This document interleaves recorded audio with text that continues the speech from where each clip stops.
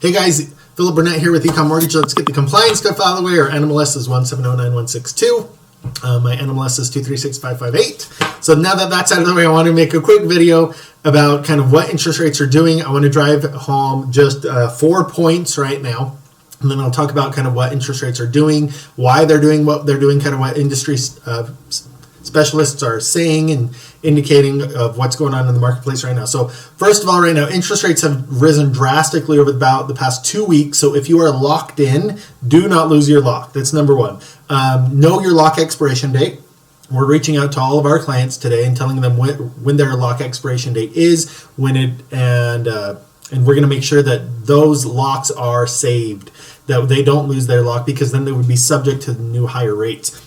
The second thing is, at the beginning of March, we had this huge increase of loan applications, and we've seen investors, their volume spiked by about 50%, and so underwriting turn times are longer. We've heard the stories of appraisers getting 100 orders in a day and just accepting as many as they can, so their turn times are pushed out. What normally would have taken a week might take 3 weeks now for an appraiser, to get that back to you.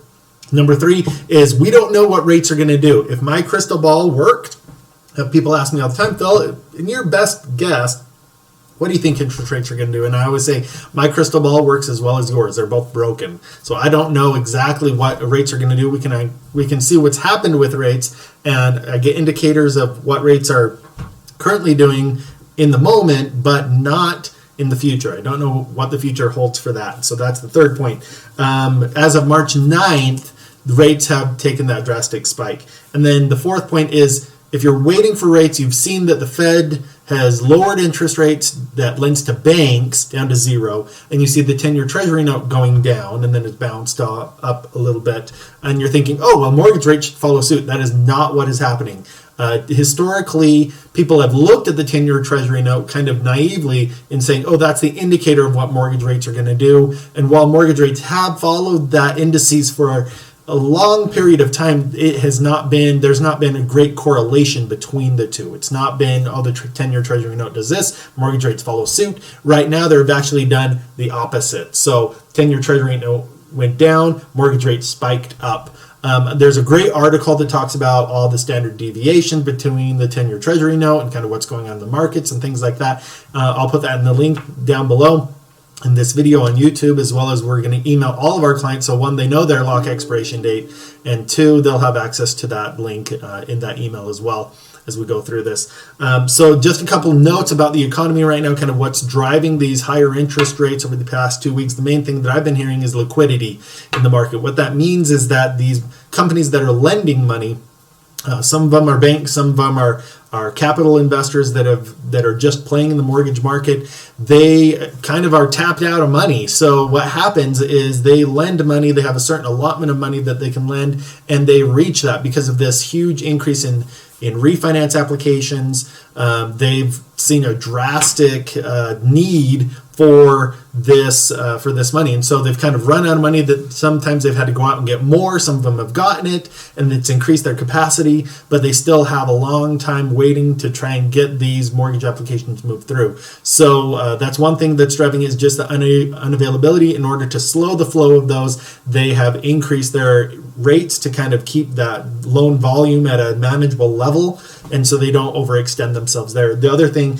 is that nobody knows what the future holds, right? For the marketplace right now, everything's kind of coming to a screeching halt with the pandemic for the economy, and so they say, are people going to be able to make their mortgage payments, right? So the mortgages that they are giving right now, they're increasing their profits on it. So they're increasing rates to slow the influx of mortgages, as well as they're increasing their profitability on each loan to make sure that they have the capital reserves to withstand whatever storm is coming economically that way.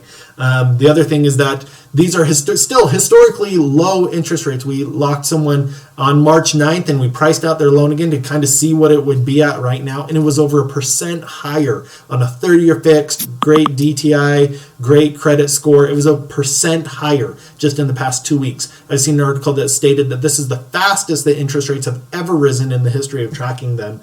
But still, they're historically low, right? So with the economy kind of slowing down and coming to a stop, these banks and mortgage lenders are thinking, well, this is one of our investments that we're going to go to the market, to the secondary market, and securitize it and issue out mortgage-backed securities on. But we're going to have to hold this for a long period of time, maybe even a lot longer than when rates were back when I bought my home in 2008 on my first mortgage. It was 6.6, right? 6.6, and now rates have steadily declined all the way until now, and so now they're thinking if someone needs to jump out of that mortgage, it's going to be painful for them. They're not going to want to do it. So they're likely going to hold on to that mortgage for a lot longer than normally they would have refinanced and then cash out, or refinance to a lower rate, where maybe that might not be the case for the next little bit. And so they're unsure kind of about what the future holds. So that's another reason that they're increasing mortgage rates that way. So those are the things that I wanted to kind of let you know about what's going on with mortgage rates. We'll want to keep you updated. We want to keep all of our clients updated of exactly what's going on, so they know, number one, to reiterate, don't lose your lock. Number two, be patient. Underwriting times might take a little bit longer. Make sure you keep making your mortgage payment as much as you can. Hopefully there will be some things pushed out with the Fed that will help keep mortgage rates kind of at a manageable level, kind of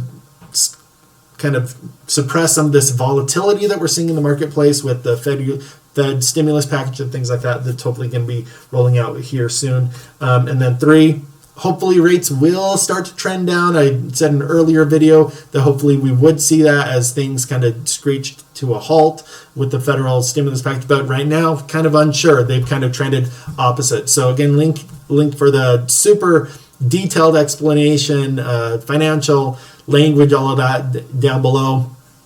So hopefully that you can keep informed of stuff. Reach out to us if you have questions about your own individual loan. And thanks so much.